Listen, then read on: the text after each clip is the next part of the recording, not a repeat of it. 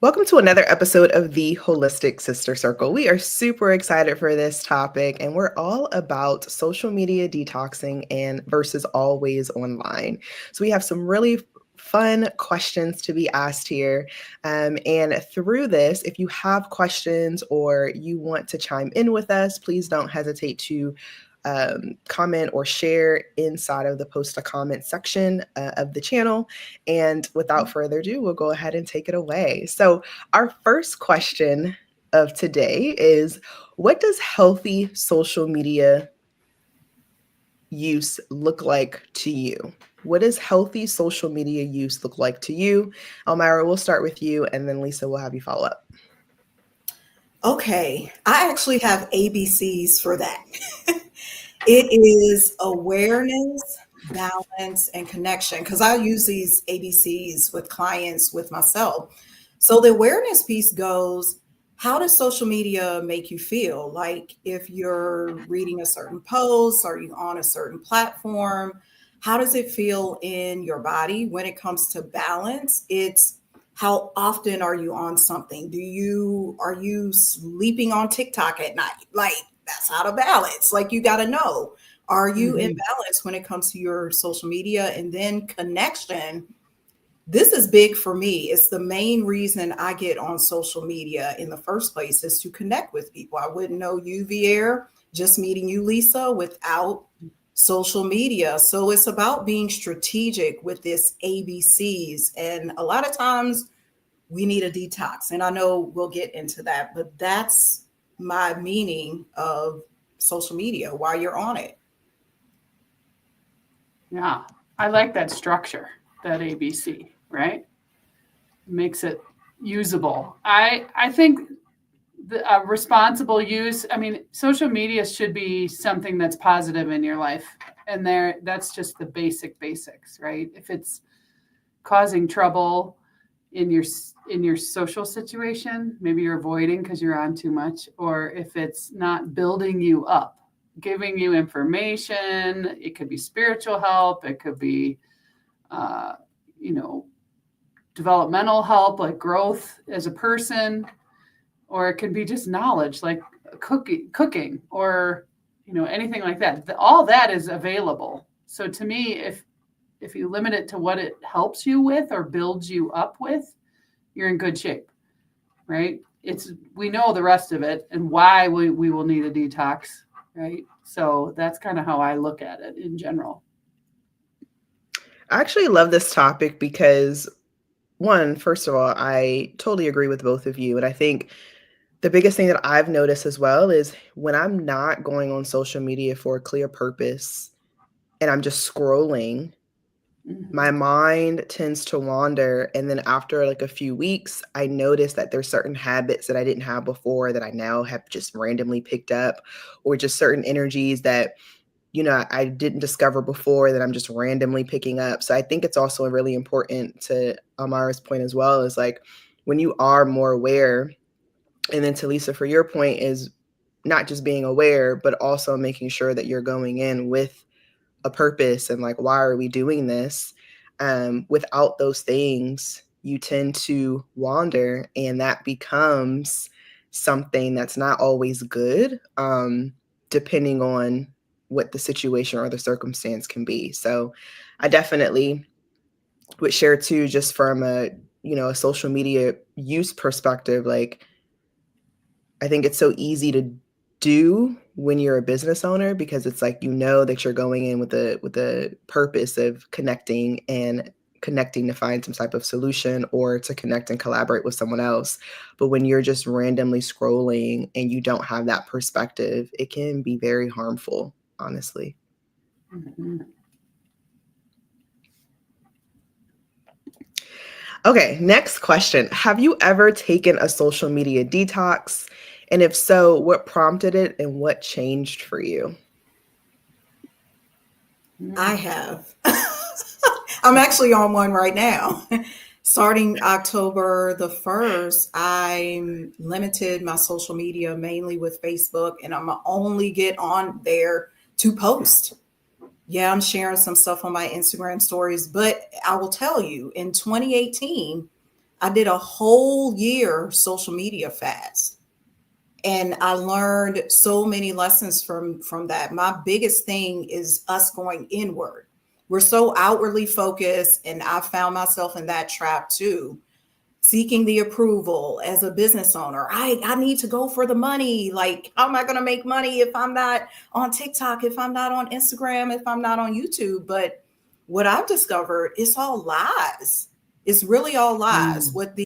What we've been told about social media is lies. And I'm speaking to somebody who's on social media, who's been on Periscope from the beginning. But these detoxes have shown me, what wrongs are you doing, Elmira? And I urge the audience to look at themselves too. How is social media affecting you? And you won't know that until you take a break. It's much like when I do my water fast, or when I do a dry fast, or when I do all these other fasts that I participate in, lemonade fast. It's the break that shows you the lesson, and it allows you to go inward. Social media is so outwardly focused. We got to be showing what our relationship looks like. That's why people break up. I'm a breakup coach, and I see so many people breaking up because of this damn social media. I'm like, what the hell is going on? And for me, it's given me insight onto my own practices, how I'm using it and abusing it. And then I'm able to see what other people are doing too. It's given me a clearer vision, because I can speak to this and then I'll hand it over. But here recently, we know back in September when Charlie Kirk died, that particular assassination, so many people were going back and forth because of my detoxes and my awareness. I was able to stand the middle ground and say, well, why are these people hating on him? And why do the other people love him? And it just gives you a clearer perspective on what's really going on, and not this battle. Because social media can be that. It can be this battleground for all of these issues.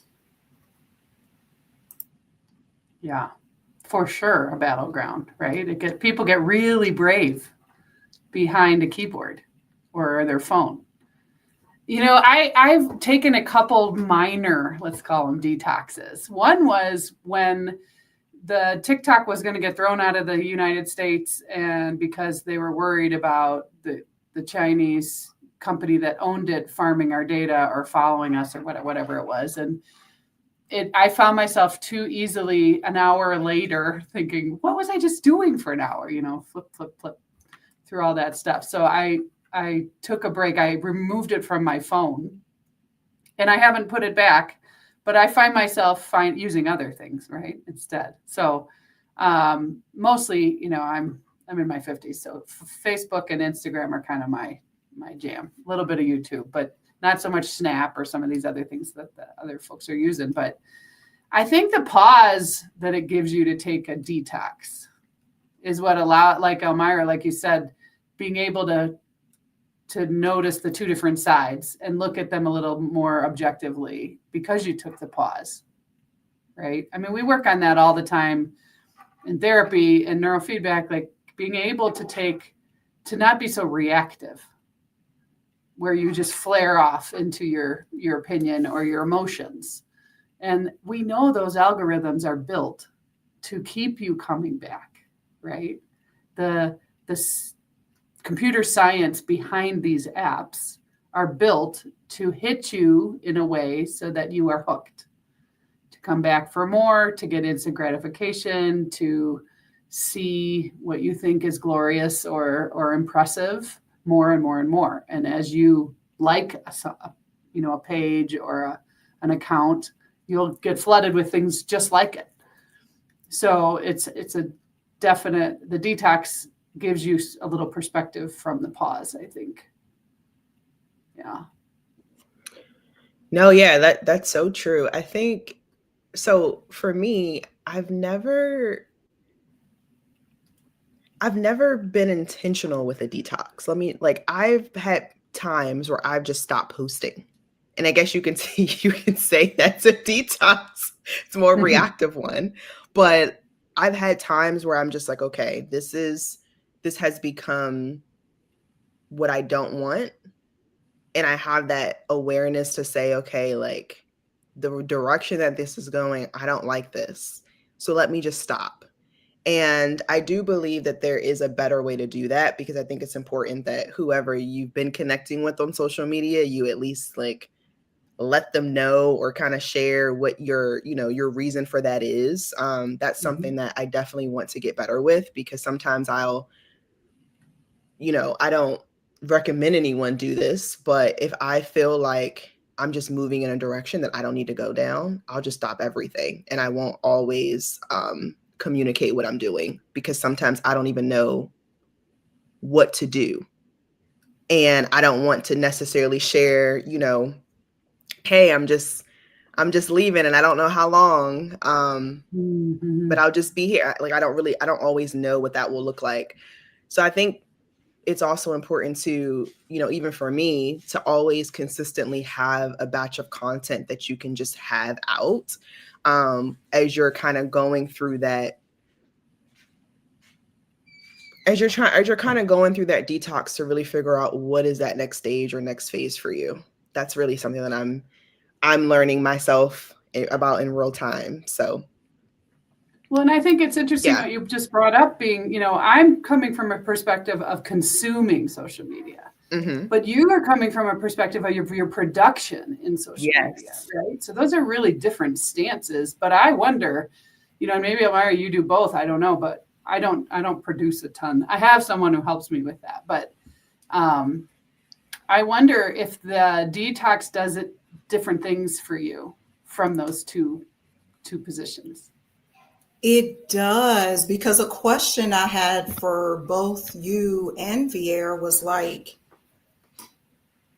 can we get hooked in a good way? Like, we're talking about the creator versus the consumer, but is there an element where we can be hooked on social media in a good way? Because we're always talking about, I need a detox because I'm doing the doom strolling. And I learned a new term today too, called phubbing. Do y'all know about phubbing? What is that? So phubbing, we know what it is. It's when you're on a date or you're with your friend and they're on their phone. They're distracted by their phone. There's a term for it called phubbing. Like they're just on their phone. They're not listening to you. They're not paying attention to you. And so with all of these things, I'm just curious. And to your point, Lisa, I have resolved, like when I do my detox, I'm okay with not creating, because who told us we need to create all the time? Like, who set that parameter telling us the same people doing those algorithms? Yes. It's insane to me. It does add pressure, I think, for sure. The whole, you have to post every day, or you need to have this, your reels need to be this long, or you have to interact somehow, whether it's quizzes or, live, or I can't even think of other ways, but there is pressure. I think, Vera, you probably experience that more. Yeah, I would say like this past year and a half has probably been the most content I've ever put out at one time. And in a good way. Like, it's been great. I've engaged with like the most people I've ever engaged with. I've had the greatest connections. But I've also found that with all of this, it has also allowed me to see like where people are. And that was one of the reasons why this type of style of show was created, because it was never honestly meant to be a debate. It was more so meant to say, okay, where is your happy medium? Like, why is it every time we come on social media, it's a left or a right thing? It's a yes or a no. It's it's always like you have to pick a side. And the goal of this was, okay, well, what if I'm in a season right now where I just need to be still? What if I don't know, a side in this season may look a little bit better, or maybe I need to do a blend of both? And it was really to give people an opportunity to say, okay, like, you can have a chance and you can have these connections, and you don't always have to just be on all the time. Like, sometimes you just need to sit in the mess sit in the chaos, sit in whatever you have going on so you can actually identify what makes the most sense for you. And I appreciate this because it's like if I hadn't kind of put out all of that content, I wouldn't have got to this perspective. But now I'm also learning for my own sake. Now I need to sit in my mess to figure out where this will go moving forward, because I don't want to be someone that is always feeling like, I have to perform all the time and da, da, da, da. Like, and I know that I caught myself getting to that point, and I was like, oh, like I have to take a step back for a second and really prioritize and figure out, okay, where can I, have help here, and how can I still show up for people, but just in a different way that aligns with my needs a little bit better, and not just solely focusing on what everyone else needs in this regard. So yeah, I've learned so much, and that's why I'm like, I haven't really said that I was taking a detox, but you can tell that I am just by going on my page right now. So yeah. All right. Yeah, it's good to take those pauses. And one of the things I'm doing with the podcast I create on social media is it's only 13 weeks. Like I do 13 weeks, take a break, 13 weeks, that's take good. a break. So during the year, it'll be 3 seasons, so to speak, because we're not always on. I don't want to be always online. I don't always want to have a guest. I don't always want to talk. I want to sit in my pajamas sometimes. Like, this is too much. Yeah. Get a break. That's a good plan. I like that. It is. I'm like, I need to, yes. See, Amara's my girl when it comes to podcasting, because she's been doing it a lot longer than me. And I know, we exchange information all the time. She's been on YouTube for a while, things like that. But that's one thing that I'm learning in real time. Like, okay, Vier, like, you can take a break. Like, people it's okay. It's okay that you have your own things going on and you need to take a moment to be still. So yeah, because it's all about listening to yourself inward. Exactly. Going back to the body. What is your body saying? Does your body say, I need to produce social media or consume social media all 52 weeks of the year? We got Christmas and Thanksgiving coming up. Do you want to be spending time with your family and loved ones? Or do you want to be posting your Christmas pictures every moment? Guess who got this? Uncle Joe did this. We have to understand with our practices what's going on. Like, our practices should predicate what's going on in our body. So you should know what to do, when to take that break, when to turn your phone on, do not disturb, all of these things. That's what I do. I don't even have my notifications on anything. And these are just some things we can easily implement. We don't have to always be on. Because I used to feel that way until I started listening to myself, listening to my body, and saying, how is this making you feel, Elmira, when you are always on? When you keep getting the Instagram notification, when you keep even the text messages. I don't want them. Yeah, that was actually something I learned to do too from a business coach I had many, many years ago. But he would always say, like, one of the main reasons most people can't focus is because there are notifications. And if you don't get into the habit of having that focus time or that deep work time or that time kind of just with yourself, you're always going to take 15, 20, 30 minutes to even get started with whatever the next task is that you have to do or that you're looking to get done. So yeah, I don't have my notifications on anything anymore, because I would always be ping-ponging. Oh, and then, it would take me forever to get back on track. Yeah. Good points. This is a good one. Okay. What benefits do you see from staying consistently online and connected? Well, I think there's definitely you are more open to new communities that you would never come across in your daily life, right? If you're into hobbies or, um, religion or books, you can find anything to look into, to find people to talk to about it, etc. So there's that support, mental health support, divorce support, alcoholism support. Like there's everything. There's everything on there, in endless, in every language all over the world. So that piece, I think, is what comes to mind for me. What do you think, Elmira? Oh, I can take that a step further too and go back to my initial thing with the C connection. The biggest benefit is being able to connect with people. Because one of the things that I found on my healing journey and just me exploring and expanding in business and all ways of life, the people who I liked, they didn't live around me. My family don't do the same things that I do or want to, like you said, in the same communities. So being online, being on social media has gave me access to all of these things. I watched this channel called 363 Empire, Brother Rich. I'm able to see his show and his guests. I'm able to Holistic Sister Circle, we all here right now. I'm able to actually commune and talk to people who are on my same wavelength. That's huge to me because I'm international. I talk to people in South Africa, the UK, you name it, all over the United States.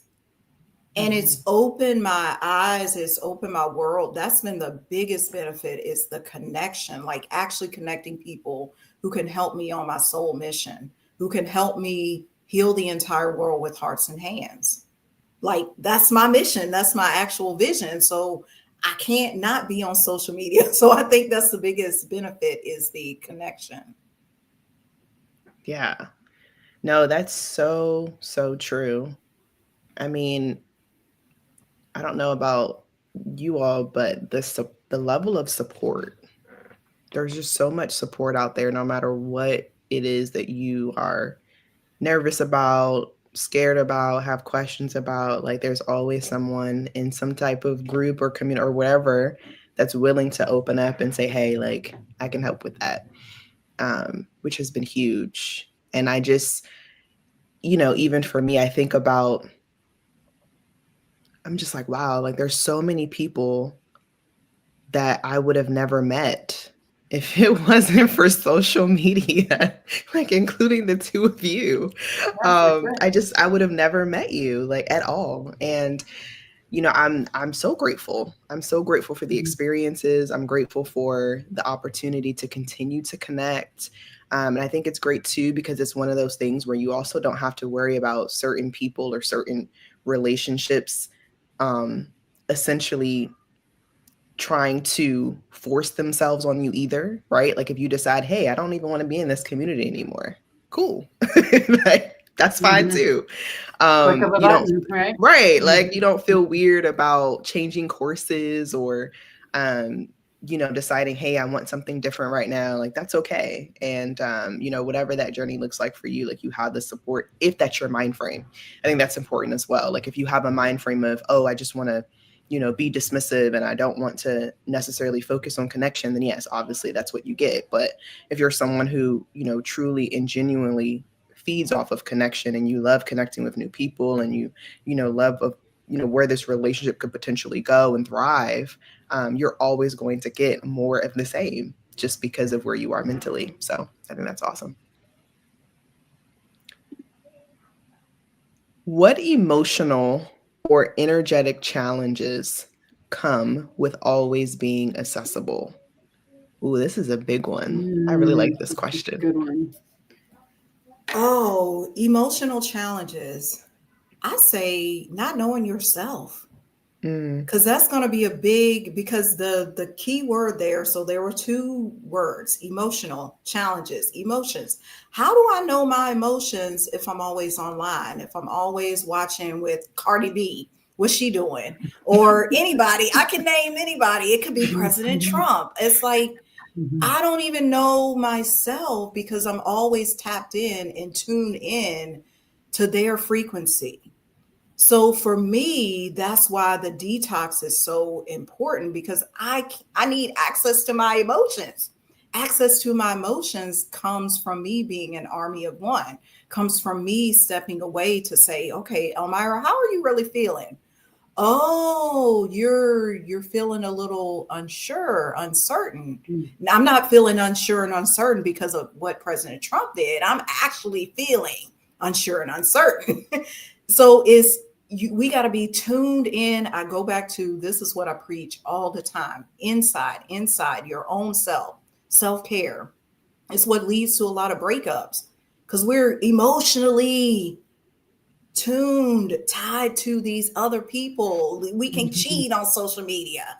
We can spend all our time on there. Then my partner is getting jealous because I'm in the group, or it could be anything, but it's just knowing your emotions and not other people's emotions. I think that's really important. It makes me think of teens, right, who are still just working through those identity phases and knowing who are they and who do they want to be. And you remember those ages where they would shift gears of personality depending on what group you're with or what friends are hanging around, because they're trying on all these hats, right, of what fits me best.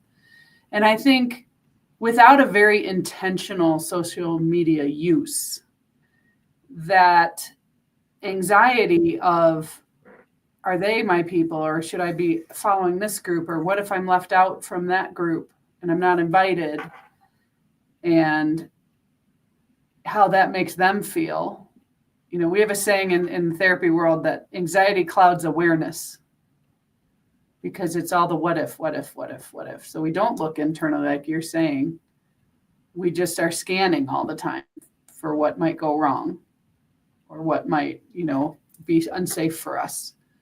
And I think that's where the detriment of social media comes in, right? It really can get under your skin in a negative way.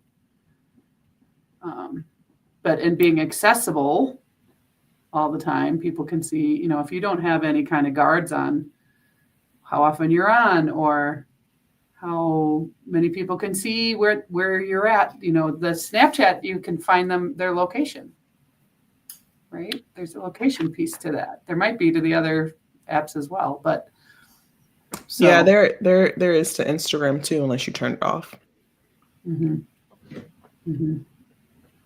Yeah. That idea of being accessible all the time gives me a pit in my stomach. It's just the thought of like, oh, no way. No, thank you. I got a question for you, Lisa, because you're talking about the teens. Do you find them being accessible is a benefit or more than adults, or is it not? Like, do they find, hey, I got my location on, I want my friends to know where I am, I want my parents to know where I am, versus us who are older, we're like, I don't know, I don't want people to know where I am. Do you find that there's a distinction or a difference? I actually think it's more detrimental to the younger ones. There's other ways to track your kiddo, or to let people know where you are. I think there's studies about the amount of sleep a night that a teen gets today versus 2000, the year 2000, and it's 2 hours less a night. And that's falls over into, and I don't know if you and I talked about this, it falls over into ADD and being diagnosed with attention issues and impulsivity. But for us, it's, well, is it really ADD, or are they just not sleeping? So they have no energy and they have no resources to hold their attention where it needs to be to attend. So that year perfectly lines up with smartphones and tablets, right? So they're not writing papers for an extra 2 hours. they're on games or social media, and a lot of the games are interactive, so they're talking to their friends on their headset, and So there's What's interesting about what you're saying too. So I actually think it's Mhm. more trouble. Yeah. Wow. What are your thoughts about, because there are a lot of adults that still have the mindset of teens and young adults, even if they're, 30, 40, 50, doesn't matter. Mentally, it can still be looked at as the same. Have you seen, or you can let me know too, I don't know, but from that perspective of teens, like, have you kind of seen that in adults as well? Well, there certainly are adults that have not matured and developed into even, the phases of adulthood. You think of young adult where they're still trying to Right. figure out their path and all that stuff. And then there's more settled, span of years. Usually it's marriage or families or career is growing. There's the old cliche of the middle-aged meltdown, like the crisis. I don't know. I mean, in my experience, adults that have not matured, there was a reason, there was an interruption somewhere. Mm-hmm. And, if 25 years ago was the shift into smartphones and such, and, more portable laptops and more portable tablets and things like that, where tech really started to take off. I don't know if that correlates. I don't know. Yeah. Amira, you work with couples, right? So do you see that? Well, I mainly work with singles after breakup, but I would say, because I'm speaking just in general with family, friends, clients, some people just never grow up. I mean, it's just the reality of the situation. Because think about how our world is. What does growing up mean? We have this phrase called adulting. So for some, growing up means all I do is pay bills. All I do is go to work. All I do is pay for my kids' soccer. And it's just a rat race.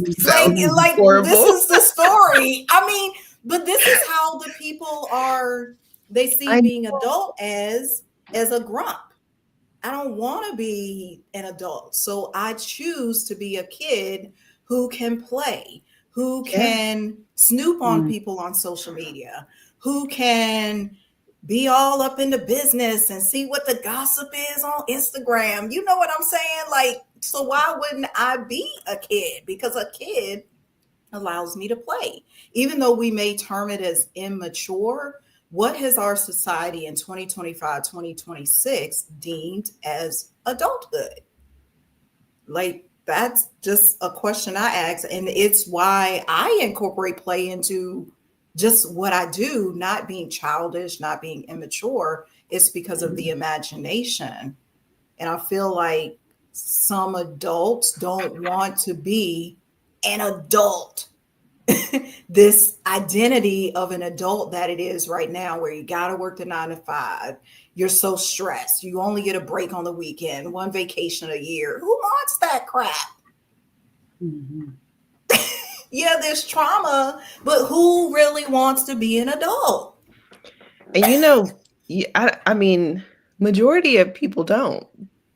I mean, if you knew exactly what it required to be an adult, like, who's like, oh, I'm gonna sign up for that? Most people are not. I even think about the children. Like, I'm like, hey, you sure you want this? Because now you have a responsibility. And not everyone wants that accountability especially women. Especially women.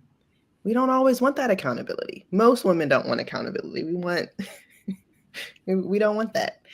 So when I think about it too, and I guess this goes back to your point about just looking within, actually have a question coming in. What does looking within look like? Like, what are some things that people can do to ensure that they're, that they're really focusing on what's happening internally and being able to use that to kind of fuel their decision making?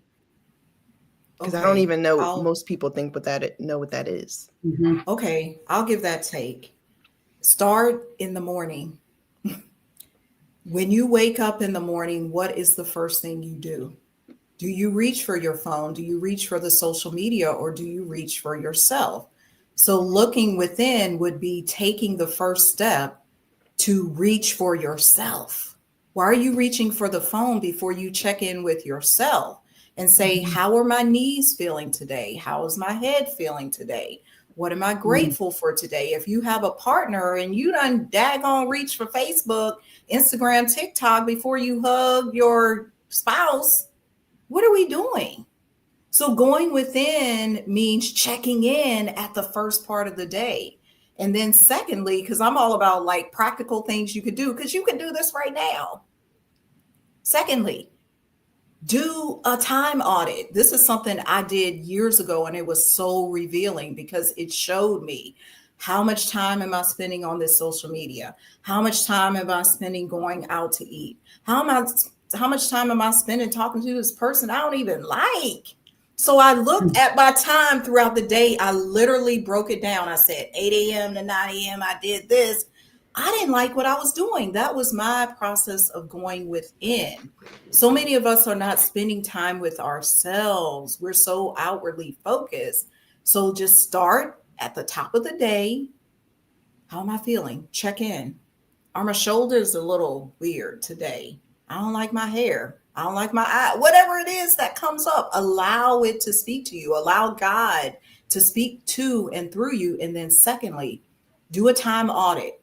You can do this for one day and it'll be revealing. You don't have to do it like I did for an entire week, but it will tell you what's going on inside because how you're spending your time is going to be an indicator of what you're doing or why you're not getting the results you want to get. Hmm. Mhm. I That like is so those two. true. The time Yeah. audit, I just clenched my jaw like, ooh, I know I wouldn't like what I wrote down. Why you wouldn't like it? Oh, I did, when you get in those modes where you just feel like you're going, going, going, going, going, but what got accomplished? Those kinds of things. But it's But a good I'll Yeah. say this, exercise for sure. Lisa, to what you're saying is not always that's about the going inward too. It's not Hmm. always about the accomplishment. It's what did you do with that time? Did you feel joy because you sat on the couch for 2 hours and watched your favorite show? You didn't accomplish anything, but you accomplished rest. Right. Hmm. Hmm. Good point. Yeah. I Yeah. think, that start of the day thing is huge. I have friends and, that are huge meditators for years and years, or do their prayer and devotion in the morning, first thing, before coffee even, or people who just sit and do kind of an internal scan of what am I noticing? What does it look like? If I could name it, you know, if I could describe the color it is, the shape it is, what's the texture, there's all sorts of ways to take that time in the morning. And I have yet to meet someone who doesn't say it totally helps me, Hmm. right? Most people who have those habits, it's super helpful to them. Either it grounds them or it guides them or whatever you want to call it. So, Yeah. yeah. And I will say too that sometimes, our bodies are always talking to us, but those times where you're just absolutely not listening, it will force you to slow down. You will Mm-hmm. get sick Mm-hmm. and you won't have a choice. And I think that's Mm-hmm. important too. And, we don't always think about or realize is that when the body needs rest, however that looks like, when the body needs to detox, it will speak and it will communicate what those needs are. And it's just really up to us to decide when are we going to listen to the signals today, or are we going to wait until those signals continue to pile up to the point where it's very difficult for us to actually do something about it later. Mm-hmm. And I think this maintenance time is, I mean, it's so valuable. This has nothing to do with social media, what I'm about to talk about, but one of the things that I have just really been keen on as well is not just because I've done a time audit as well, and it was so beneficial for me. Now, what I've been doing to take it a step further is also auditing what I eat within each season, which is this is big because for a long time, like I was, really big on, okay, this is what I'm eating. These are the things that don't cause like digestive issues and things like that. But now I'm like, okay, well, it's a new season. The season has changed. Like, what are the foods that, are actually going to help nourish my body this season? What should I be doing in these next few months during this time? Am I eating more soups and stews? If that's the case, like, what am I putting in them? So I think, all of what we're talking about, it doesn't just start or end with social media, but it literally is like, how are you just detoxing your entire life? Mhm. What does that look like for you? I'm gonna do that food thing, Vera, because like, no, this is real. This is real stuff here. Like I've been feeling cramping in my stomach just because I've been trying to eat what I ate during the summer. Uh-huh. It ain't working. Yeah, we had soup the other day, but you just gave me an idea to really hone in on what works for my body in each season. Yeah. That's something that has been new for us because, again, like you were saying, this has worked for me in the past. I'm just going to keep doing it. And what I realized was, wow, like my body's not fiending off of that anymore. Like it doesn't like those things right now. And that's okay. Right. But like, what do I need to change? What does that look like for me now? So that has been super beneficial because it allows me to now have a clearer mind. And now through that, I can make better decisions because I'm not Mhm. sluggish or my body's not tired and things like that. Like I'm more aware of what's happening because of what I'm feeding myself and making sure that I'm not malnourished either. So that's been really helpful. Mhm. Awesome. So we have about 15 minutes left. Before we kick things off, I have one last question for us, and then I would love for you both to just get into who you are, what you do, and how we can connect with you further. So our last question is, what does a happy medium look like between disconnecting and engaging?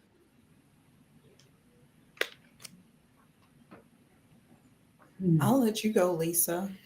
Okay. Thanks. No. She's like, I just mean, put me I on the was spot. gonna go, but do you want me to go? You will Or go. Yeah. If you have thoughts, go for it. I'm going to get mine organized. yeah, you wrap your head around it. What a happy medium looks like is just what we were talking about with the food. There are seasons. We as women know this better than anybody with our cycles, our menstrual cycles. There's going to be seasons when I need to be on, there's going to be seasons when I need to be off. We have to listen to our body. Listen to your body. If it's saying you don't need to be on here now because you got a lot going on with your family, with the children.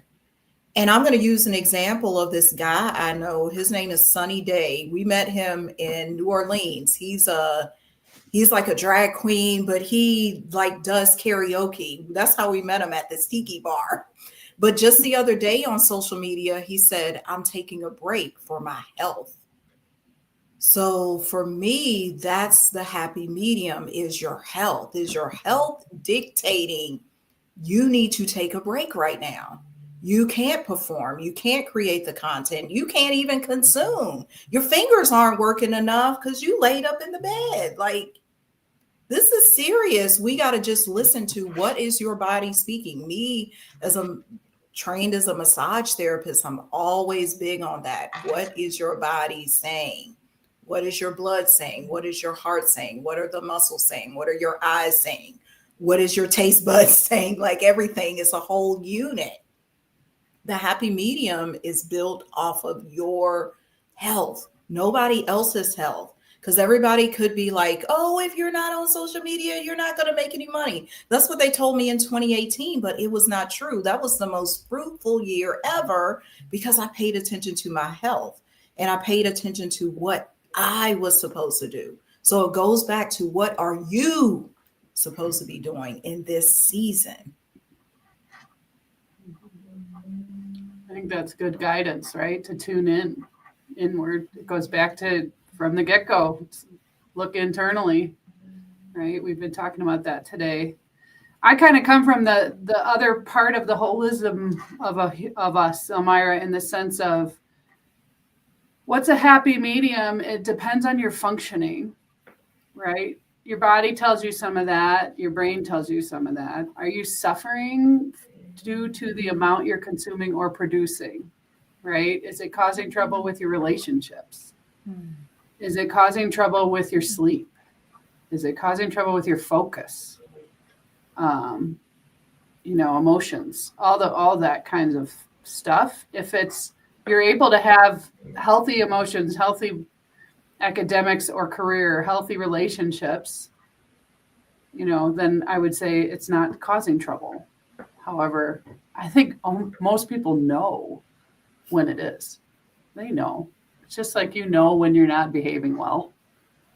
You may not want to admit it. That goes back to the maturity thing and, too. But I think coming up with what do I do instead is hard for folks. If I'm consuming or producing too much, what do I fill that with? Like, Vera, you talked about time with yourself. Amira, you brought that up too.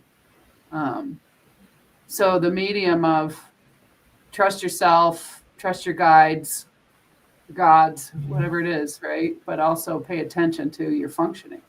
It's kind of what I think of. Yeah. One of the things that came to my mind too on this topic is I remember I was in therapy. This was about a year and a half ago. And at this time, I was really trying to figure out, how do I move differently in the season that I was in at that time? And one of the things that my therapist had mentioned to me was, she said, why don't you go ahead and just research some things that you've never done before that you would just be excited to try? And I was like, okay. So I go on and research and I'm like, oh, I would love to do this and I would love to do that. And I was like getting excited as I'm writing it down. And then she's like, why don't you just pick 2 or 3 that you would love to just tackle this month? Like, you just want to get it out the way. You want to have fun. And I was like, okay. And one of those things was yoga.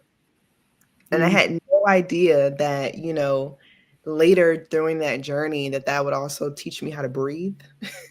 That would teach me how, to make sure that I'm honoring my body and I'm looking inward. That would teach me how to, again, surround myself with like-minded people and be a part of community. So anyway, I share this to say that if you are, to Lisa's point, like, I don't know what to do now, like, what do I do instead? Why don't you make a list? Make a list of some things that you would be excited about trying. And how can you incorporate those things into your day instead of just always being on to the point where you're like, I'm just going to go to social media just to bypass time. But actually think about some things of like, oh, I would love to do this, right? And it doesn't have to be anything that's expensive. It doesn't even have to cost anything. Maybe you don't even go outside enough. Maybe you want to, I don't know, get more fresh air throughout the day. Maybe you want to spend more time with your family. Like, whatever it is, it doesn't have to cost anything. But why don't you supplement it with that and see where that gets you? Yeah, because that's one of the things that's been revealed on this current social media detox. I've been singing more because that's what I love to do. So I will just pull up the karaoke songs on YouTube and start. And my boyfriend is like, here she goes, putting on a concert again. Because it's like, lucky guy. It's like endless, because it'll be like an hour. The other night, I don't know, a few days ago, that's what I did. And it's like so fun because I don't have to be on Facebook or Instagram. And now I can just sing.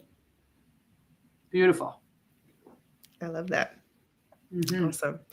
Well, thank you both so much for today's episode. Again, we're all about social media detox versus always online. And I would just love for you to, again, share who you are, what you do, and how we can connect with you further.